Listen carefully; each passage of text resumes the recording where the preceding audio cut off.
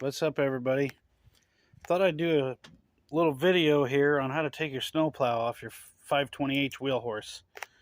Had to do a take two on this video because I forgot a step. So here we go.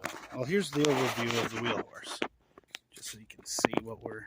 This is a 1993 520H Wheelhorse with the 48-inch plow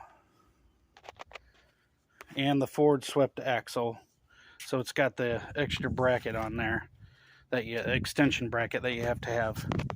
So I'm going to start back here just so you can see what I started with. So I already have it dropped down out of the hitch part here. So as you can tell, it slides right up in this little slot, and then this arm comes down and locks that into place. And you can see where it was wore, that's where it was latched, right onto that. So that goes up into there, and then you let this lever down and see it locks it into place. Both sides are like that. Now, I put this on there in this little tiny hole, as you can see right here. Line that up and put it all the way through. That way that lever doesn't have a chance to try to wiggle back out, like if you hit something pretty hard or whatever, or if it just decided to try to pop loose, which it doesn't really, it's pretty rare for that to happen, but it could. So I end up just using this little tiny, I guess, screw bolt. I don't know what you want to call it. I ain't gonna get technical here. So that's where I started. Took my little bolts out, and then once you do that,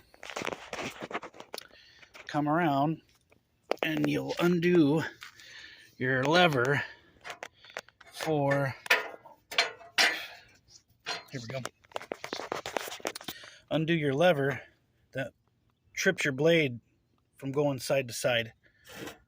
And of course I have this drop down right now, so, but anyways, this rod goes in that hole, held in with a cotter pin.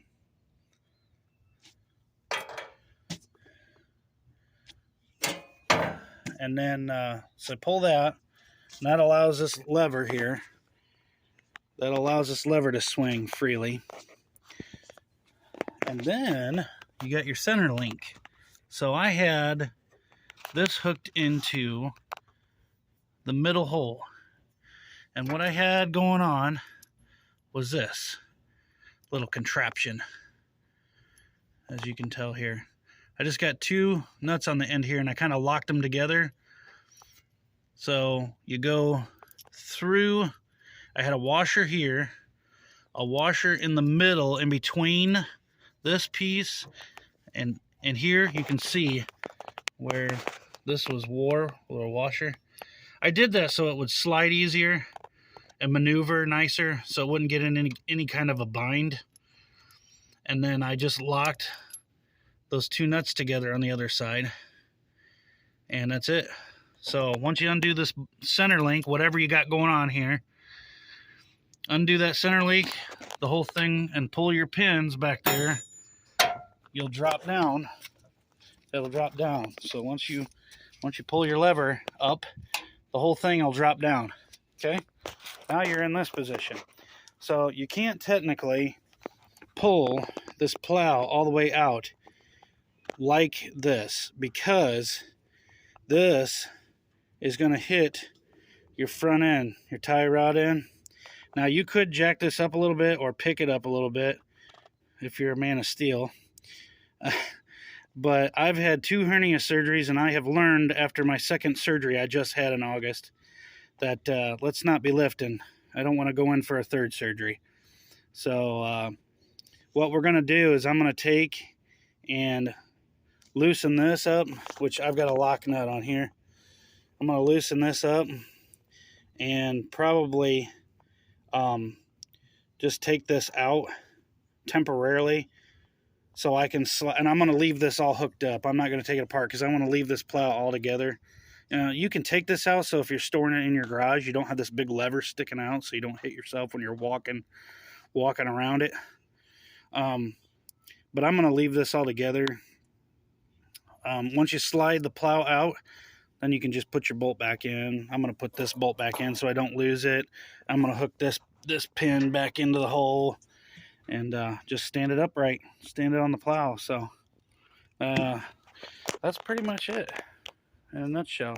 I used to have a smaller plow, but I picked this plow up along with another one, dirt cheap, up in Mishawaka. So, but that's it. It's not much to it. This is what they call the attach-o-matic stuff. That's more so, I guess, for your deck and some other implements. That's easy pull lever stuff, I guess. I shouldn't have said that, but anyways, it's not that hard to unhook this. But I didn't know if anybody had a video on actually hooking up a plow or unhooking it. So I know I did a video on the layout of this particular plow, a pre-install. So look through my videos. I'll see if I can't drop a link somewhere so that you can see the other video I did on a pre-install for this. Because if you can tell, these have the extension bracket on them. You have to have that if you have a forward swept axle. If you don't have that bracket right there, it ain't gonna work. So unless you do some welding, you know, obviously with a welder you can do whatever you want. So, or a grinder, you know, if you want to grind stuff and make you whatever. But that is the extension bracket, goes on the back for these with the forward swept axle. So, but that's it. That's my 520. This is a 1993 model. It's got the original twin cylinder Onan, 20 horse Onan. And the only thing I've really did to this was, besides some electrical stuff, was I did put some LED lights in here. I got off Evil Bay. They're pretty darn bright. And I got these tires I bought at my local Firestone. I got a heck of a deal on them. They're D-Stone, so I know they're China tires, and people are like, but these things did great. No chains, and this thing is just unstoppable. I can push whatever amount of snow I want. This thing didn't care. So, and then I got these massive plastic weights. They're probably the biggest plastic weights I've ever owned. So, anyways, that's it in a nutshell. Peace out, everybody.